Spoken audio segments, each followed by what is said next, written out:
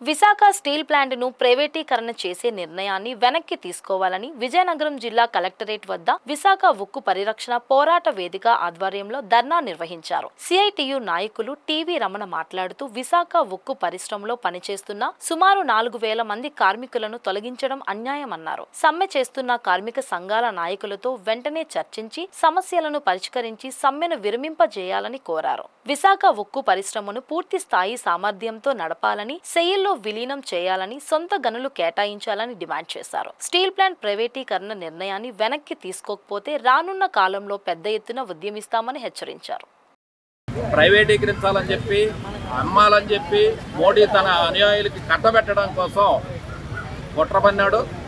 అందులో భాగంగా ఈరోజు 4,000 మంది కార్మికులని తీసేశాడు.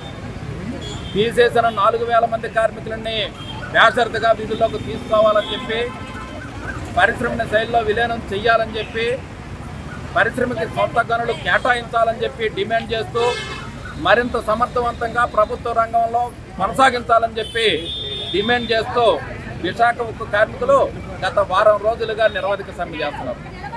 ఈ సమ్మెని పరిష్కారం చేయాలని చెప్పి డిమాండ్ చేస్తూ చర్చించి సమస్య పరిష్కారం చేయాలని చెప్పి కోరుతూ రాష్ట్ర వ్యాప్తంగా ఈరోజు అన్ని జిల్లాల కలెక్టర్ ఆఫీసుల దగ్గర నిరసనలు తెలియజేస్తూ వినతిపత్రాలు వెంటనే ప్రభుత్వం పరిష్కారం చేస్తే సరే, లేకపోతే ఈ రాష్ట్రంలో ఉన్న విద్యార్థి, యువజన, మహిళ, రైతు, వ్యవసాయ కూలీ, కార్మిక సంఘాల అందరమే ఐక్యమై పరిశ్రమ రక్షణ కోసం మరింత పోరాటాన్ని ముందుకు చేస్తామని చెప్పి సందర్భంగా తెలియజేస్తాం. అలాగే కూటమి ప్రభుత్వం ఎన్నికల ముందు ఈ పరిశ్రమను రక్షిస్తాం, ఆదుకుంటాం, బాధ్యత మేము తీసుకుంటామని చెప్పి చంద్రబాబు నాయుడు గారు, పవన్ గారు చెప్పారు. అలాగే సంపద సృష్టిస్తాం, ఉపాధి కల్పిస్తామని చెప్పి పదే చెప్పారు. మరి ఈరోజు ఉపాధి కల్పించలేదు, కొత్త పరిశ్రమలు రాలేదు, ఉన్న పరిశ్రమలు అమ్మిస్తున్నారు, ఉన్న ఉద్యోగాలు పోతున్నాయి, మీరు పట్టించుకోరా అని చెప్పి తెలుగుదేశం పార్టీ నాయకుల్ని, కూటమి ప్రభుత్వాన్ని అడుగుతున్నాం. వెంటనే సమస్య పరిష్కారం కోసం కృషి చేయాలని చెప్పి డిమాండ్ చేస్తున్నాం. లేకపోతే ఈ పోరాటం మరింత ఉధృతం అవుతుంది.